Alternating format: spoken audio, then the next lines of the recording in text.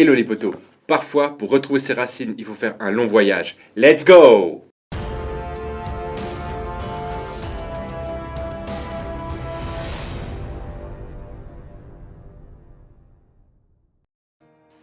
On se retrouve donc aujourd'hui avec le film L'Appel de la forêt. Alors le film est réalisé par Chris Sanders. Chris Sanders, c'est son tout premier film en tant que réalisateur exclusif, puisqu'avant il a déjà réalisé des films aux côtés d'autres réalisateurs en co-réalisation et que des films d'animation. Parmi eux, on a Lilo et Stitch, on a Dragon ou Les Croods.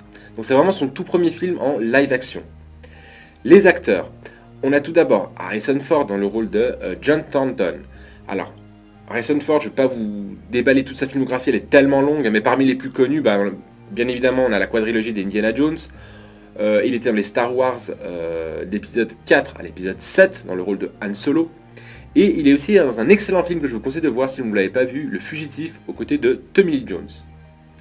Le deuxième acteur, c'est Dan Stevens, dans le rôle de Hal.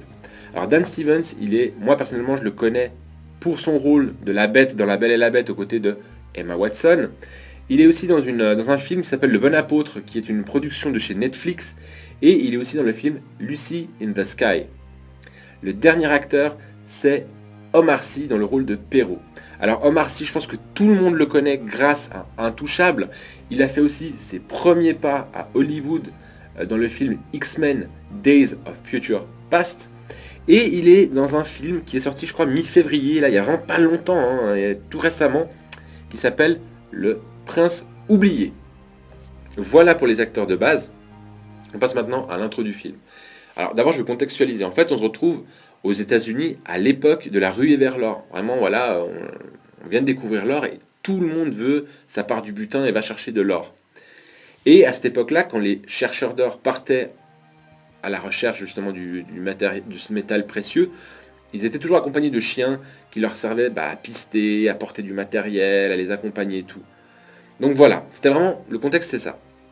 On revient vraiment plus précisément au film. En fait, on se retrouve aux côtés de Buck, qui est un chien qui appartient à un juge, donc un aristocrate dans un village. Et il a une particularité, ce chien, c'est qu'il est ultra fort et ultra balèze en fait. Et des voleurs vont voir en ce chien-là une possibilité de se faire du fric, puisque forcément, il est grand, il est fort, ça attire beaucoup les chercheurs d'or, et il kidnappe Buck pour le vendre à ses chercheurs. Et à partir de là, va commencer la longue aventure de Buck, qui va être guidée par l'appel de la forêt. Je ne vous en dis pas plus. On passe maintenant à la critique. Alors, Harrison Ford. Alors, Harrison Ford, c'est un acteur, moi je peux pas trop le critiquer, quoi. C'est un acteur qui a tout fait, il a fait du drame, il a fait du suspense, du thriller, de la science-fiction, de l'action, tout ce que vous voulez, de la comédie romantique, de la dramatique, ce que vous voulez. Ici, en l'occurrence, il joue le personnage vraiment, le gars solitaire, blessé, mais qui a un bon cœur et tout. Un personnage ultra cliché, on a déjà vu dans 50 milliards de films. Alors il le fait super bien, il n'y a pas de souci, mais je pense pas que ce serait le personnage qu'on va retenir de lui, quoi. C'est clair et net. Mais il le fait bien, il n'y a pas de problème, c'est Harrison Ford, c'est un acteur qui a confirmé, il n'y a aucun problème. Ensuite, Dan Stevens, il joue le rôle de Hal. Alors lui, c'est vraiment le méchant, mais alors vraiment ce méchant-là, c'est le méchant de dessin animé, quoi. C'est le gars qui veut juste de l'or. Voilà. Et il est méchant, il est capable de tout. Il est vaniteux, antipathique, violent. Et il le fait super bien, il n'y a pas de souci. Mais c'est vraiment un personnage, comme il a été écrit, comme il est interprété par Dan Stevens, c'est le méchant type des films d'animation. Donc est-ce qu'il le fait bien? Oui. Est-ce que le personnage est bien écrit? Ça va. Et ensuite, Omar Sy, donc Perrault, il joue le rôle d'un musher. Alors les mushers, pour ceux qui ne savent pas, je le dis vite fait, c'est vraiment ceux qui guident les chiens de traîneau, quoi. Il est sur le traîneau et voilà, il guide les chiens. Et lui, il joue vraiment le rôle du personnage gentil, ambitieux, mais gentil, voilà, avec bon cœur et tout. C'est des personnages vraiment qui jouent très bien. Chaque acteur que je vous ai cité joue très bien, mais c'est des personnages qui sont hyper superficiels, quoi. C'est pas des personnages complexes. Donc oui, ils sont très bien interprétés par tous les acteurs, mais c'est pas non plus des personnages qui vont rester dans leur filmographie comme étant le personnage de référence chez eux, quoi. Donc voilà, bien interprété, mais après les personnages en soi, c'était pas non plus hyper compliqué. On passe maintenant aux décors et aux accessoires. Je vais d'abord commencer avec les accessoires qui sont vraiment, que ce soit les costumes, que ce soit les bateaux, tout dans le film. Les accessoires, c'est ce qui va nous permettre de nous plonger principalement dans l'époque, puisque les décors vont être principalement dans des milieux sauvages. Hein. Donc du coup, bah, il n'y aura pas de bâtiment qui va nous dire ah ouais, on se retrouve à cette période. Il va y avoir des, je sais pas moi, des charrettes qui vont nous dire ah bah non. C'est vraiment les vêtements, les quelques accessoires qui vont nous permettre de nous plonger à cette époque-là. Et pour le coup, ils sont très bien choisis et ça nous plonge vraiment dedans. Les décors sauvages, c'est là où ça pose un peu problème parce qu'ils sont très très beaux, mais ils puent le fond vert et le fond bleu à des kilomètres quoi. Et en plus mal fait. C'est le gros défaut du film. On parlera des effets spéciaux plus tard, mais c'est vraiment ça. C'est des beaux décors dans l'ensemble. On est très très loin des décors naturels. C'est ça le gros problème. Voilà. La mise en scène. Alors, le film, moi personnellement, je vais déjà le dire d'entrée de jeu, ce qui m'a le plus déçu, c'était sûrement la mise en scène de l'histoire et l'angle pris par Chris Sanders pour raconter son histoire. Moi, je m'attendais honnêtement à voir un film du style ce que fait Jean-Jacques Hano.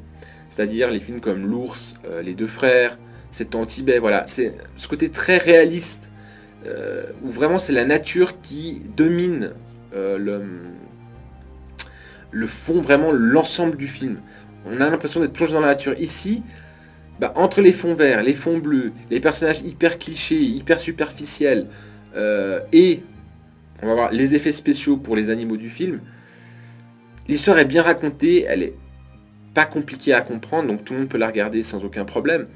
Mais l'univers, comme il a été créé, moi, j'ai pas du tout adhéré, quoi. Je m'attendais à un truc du style Jean-Jacques Hano et j'ai eu un truc du style plutôt Disney. Donc pour le coup, l'histoire très bien racontée, mais encore une fois, avec plein de clichés, avec plein de thèmes abordés, qu'on connaît déjà depuis des années et très dessin animé. Enfin bref. Bien raconté, mais ça pète pas, quoi. Ça pète pas dans tous les sens. C'est bof, quoi. Scénario. Alors, là pour le coup, moi je m'attendais à un truc, et du coup, bah, comme je vous dis, plus un truc à la Jean-Jacques Hano, donc peut-être plus silencieux et moins dessin animé. Ici, c'est vraiment très dessin animé, quoi. Donc ça casse un petit peu le truc. Mais l'histoire est très bien racontée. Les personnages sont très clichés, très superficiels, mais au moins Buck est vraiment le personnage principal du film. Et ce qui est super sympa, c'est quand vous regardez le film, vous avez vraiment la sensation d'assister à plusieurs petites aventures qui vont permettre à Buck d'évoluer. Et de devenir de ce qu'il est au début à ce qu'il est à la fin. Et ça, c'est super sympa. C'est vraiment le côté, voilà, on a ce côté épopée, on a ce côté aventure, ce côté évolution. Il est bien marqué dans ce film. Et beaucoup de thèmes sont abordés, la solitude, la tristesse, le deuil, la recherche de ses racines. Tout ça, c'est mis en avant dans ce film. Et ces thèmes-là sont vraiment ce qui vont permettre au personnage de Buck de évoluer. Donc voilà, c'est hyper fluide dans le scénario, c'est très bien raconté, mais ça reste toujours très superficiel. Et là on arrive au gros morceau, donc les effets spéciaux et les cascades. Les cascades, pas grand chose à dire, puisque justement, alors oui, par exemple, je sais pas, on a une poursuite, ça va être principalement une caméra embarquée à l'arrière du personnage, et puis hop, il va courir dans les couloirs, genre vraiment c'est le truc qu'on fait généralement pour la 3D, ou pour donner ce côté immersif et tout. Voilà, les cascades elles sont bien, il n'y a pas de problème, je vais pas dire que c'est mal fait, c'est très bien fait. Mais alors les effets spéciaux, tant dans la conception que dans la direction artistique, il y a un gros souci. Je vais d'abord commencer par la partie graphique. Et je vais prendre juste pour exemple Buck. On voit le chien, Buck, on voit direct que c'est un chien, mais franchement on dirait qu'il est sorti d'un dessin animé. Mais vraiment, graphiquement, il y a un problème. Quand on le met dans le décor réel, on se dit mais ça joue pas, ça matche pas. Ça se voit qu'il est pas vrai, qu'il est fake le chien, quoi. Donc ça c'est le premier truc qui pose problème déjà. Et le problème c'est que il y a des animaux dans le film qui sont faux, et il y en a d'autres qui sont vrais. Donc quand on les voit côte à côte, on se dit mais putain c'est pas possible. Ça se voit que c'est faux, vraiment, et l'autre on voit que c'est des vrais. Et du coup, les animaux faits en fake, faits numériquement, on voit encore plus qu'ils sont faux, quoi. Parce qu'on a le vrai à côté. Et c'est ça qui pose problème dans ce film. Ensuite, côté travail de la gestuelle, des comportements naturels, pareil, Buck il a rien d'un chien naturel. C'est le genre de chien, qui va faire des trucs, mais vraiment, voilà, ils ont personnifié le chien. Et moi je trouve que c'est dommage pour un film comme ça où la nature est très importante de faire un chien aussi dessin animé pour le coup. J'ai vraiment trouvé qu'il était graphiquement pas bien fait et pas du tout naturel. Alors qu'il y a d'autres animaux faits en synthèse qui ont un comportement naturel. Ils sont mal faits graphiquement, mais leur comportement d'animaux est bien fait. Mais pas Buck. Je sais pas, il y a un truc, j'ai l'impression que le gars il a voulu trop faire trop cartoon quoi. Trop dessin animé. C'est ça qui me... non, franchement, graphiquement, il y a énormément de problèmes dans ce film. Énormément. Et les décors que je vous ai dit au début, les fonds bleus, mais vous en voyez mais de partout. Les fonds bleus, fonds verts, il y en a partout, partout, partout. Donc bon. La bande son. Alors la bande son, elle est pas mauvaise, elle est pas bonne, mais elle est oubliable quoi. Voilà, c'est une bonne bande son. Avec le côté un petit peu flûte quand il fait beau, quand il pleut, ça va être des tambours et des violoncelles et des machins. Ouais, c'est de la bonne BO, mais c'est pas, voilà, c'est pas la BO de ouf quoi. On est très loin d'une BO style, je sais pas, Avengers par exemple. Voilà, c'est de la BO passable. Donc en conclusion, alors moi le film perso, je l'ai aimé moyen, pas parce qu'il est mauvais, mais parce que je m'attendais pas à ça. Je m'attendais pas à un film aussi cartoonisé, aussi Disneyisé quoi. Vraiment c'est du Disney. On a l'impression de regarder du Disney. Donc voilà, moi c'est le truc qui m'a vraiment déplu du film. Je m'attendais à un truc beaucoup plus naturel. Et au final on a l'impression de regarder un truc Disney quoi. Donc bon, bof. Mais après en soi le film est pas mauvais. Hein. Il est attendrissant, les personnages sont attendrissants. Il est facile à lire, hein. C'est un film facilement qui est lisible par tous. Voilà, vous allez peut-être passer des moments à chialer. Moi personnellement je suis pas sensible. Donc mais voilà, il y a des moments vraiment émouvants et tout. C'est un bon film d'animation familiale, enfin un bon film familial, voilà, d'aventure familiale. Donc voilà, si vous voulez aller le voir avec vos enfants, il n'y a pas de problème, vous pouvez y aller. Vous pouvez y aller avec vos potes, vous pouvez y aller avec votre copine ou copain, peu importe. Voilà, c'est un bon film mais qui restera pas dans les annales du cinéma. Voilà, on va dire ça comme ça. Donc voilà, j'ai fait le tour de la critique, j'espère qu'elle vous a plu. Si c'est le cas, vous savez déjà quoi faire, vous abonner à ma chaîne, et n'oubliez pas non plus d'activer la petite cloche des notifications pour être au courant de mes prochaines vidéos. Vous pouvez aussi donner un petit coup de papate sur le pouce bleu et partager la vidéo avec vos proches. On va passer à la partie spoil. Pour ceux qui veulent pas, je vous dis déjà bye bye, et pour les autres, on se retrouve après l'alerte.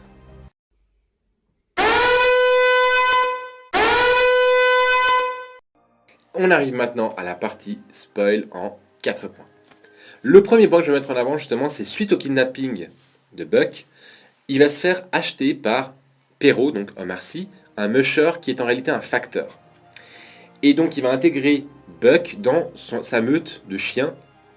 Et là évidemment, dans la meute de chiens, on a le leader, hein, c'est vraiment le méchant chien qui fait peur aux autres chiens, qui va là et tout. Et Buck va petit à petit, entre guillemets, perdre sa gentillesse de chien domestique pour être un petit peu un chien un peu plus, voilà. Et puis au bout d'un moment, il va se battre avec le leader et puis il va le battre, machin, tout chouette. Et c'est devenir le nouveau leader de la meute qui va faire avancer le traîneau. Et comme par hasard, alors que Perrault en tant que facteur n'arrivait jamais à l'heure pour distribuer son courrier, là quand c'est Buck qui est au machin, il arrive tout le temps à l'heure. C'est vraiment le truc, voilà, le héros c'est le côté très Disney, voilà, c'est le héros, il peut tout faire, grâce à lui, machin, bref. Voilà, c'est ce côté, je trouvais un peu justement, ça manquait de mélodramatique pour le coup. Je trouvais que c'était un peu trop, voilà, c'est le chien parfait, quoi. Et enfin, quoi qu'il fasse, il réussit. Donc voilà. Ensuite, spoil numéro 2.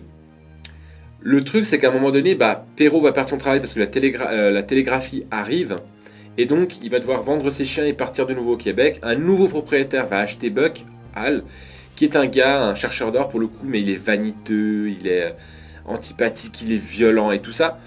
Et en fait, il y a une scène qui m'a fait marrer parce que je trouvais ça tellement cliché, encore une fois. Genre, il prend les chiens qui appartenaient avant à Perrault pour les attacher à son nouveau traîneau, pour tracter de la marchandise. Et puis c'est le genre de gars qui fouette les chiens, allez, on avance, machin. Puis il sort le flingue, je vais le tuer le chien parce qu'il avance pas.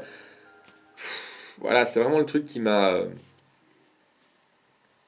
voilà, voilà, c'est trop dessin animé, quoi. C'est trop dessin animé. Et ça m'a fait rire. Je dis, ouais, c'est un film au final qu'on aurait pu faire en dessin animé. Et je pense qu'il aurait été même mieux en dessin animé qu'en action live. Bon, voilà. Le troisième spoil. Alors, c'est justement à un moment donné, bah, il va réussir forcément, Buck va réussir à sortir des griffes de Hal. Et il va tomber enfin définitivement, parce qu'il avait croisé plusieurs fois avant, mais définitivement sur John Thornton, Harrison Ford. Et Harrison Ford, c'est quelqu'un qui a perdu son fils, qui a quitté sa maison et sa femme pour s'isoler parce que voilà, il supporte pas la mort de son fils et qui s'est noyé dans l'alcool. Et Buck, il va comprendre que son maître, son nouveau maître, hein, John Thornton, boit et il va lui cacher les bouteilles d'alcool. Vous voyez ce genre de personnification du chien. Alors, moi, honnêtement, j'ai pas lu tous les romans. Je crois que j'en ai lu un seul de Jack London. Mais dans son style littéraire, donc de l'écrivain de ce... Je pense pas qu'il ait écrit le chien prend les bouteilles et va les planquer sous terre et va se mettre dessus pour que John Thornton ne les prenne pas. C'est tellement dessin animé. Je trouvais ça irréel. Enfin, j'aurais trouvé d'autres choses que le chien, je sais pas, grogne, le mord, ou j'en sais rien, face un truc de chien, quoi. Et là, non, on a ça. Et enfin, le quatrième spoil, au final, après un long voyage, Buck et Jar Thornton arrivent au sommet d'une montagne, et Buck va faire la rencontre de loups sauvages hein, qui dominent la région dans laquelle ils sont établis, et puis il va devenir petit à petit un loup. Voilà, il va avoir le comportement du loup, il va s'intégrer à la meute de loups sauvages et tout. Et à la fin du film, évidemment, puisque c'est Buck, eh ben, ça va devenir le nouveau leader de la meute de loups sauvages. Il va y avoir des petits avec la louve du groupe. Voilà. Et l'appel de la forêt, au final, voilà, c'est de l'arrivée, en gros, c'est ça qui est joli pour le coup du film. C'est vraiment qu'il est d'un chien domestique choyé par un propriétaire aristo au leader d'une meute de loups sauvages. Donc ce voyage-là est très bien raconté, très joli, très émouvant, mais vous voyez, c'est toujours dans le cliché, et c'est tout le temps, tout le temps, tout le temps. Donc voilà, moi je n'attendais pas un truc comme ça, mais après je dois avouer que c'est très joli, il n'y a aucun problème à ce niveau-là. Donc voilà pour les 4 spoils, hein. C'est sûr que c'est pas les plus gros spoils du monde, mais ils ont mérité d'être là, j'espère que vous les avez kiffés. Si c'est le cas, vous savez déjà quoi faire, mais en attendant, prenez soin de vous, et bye bye.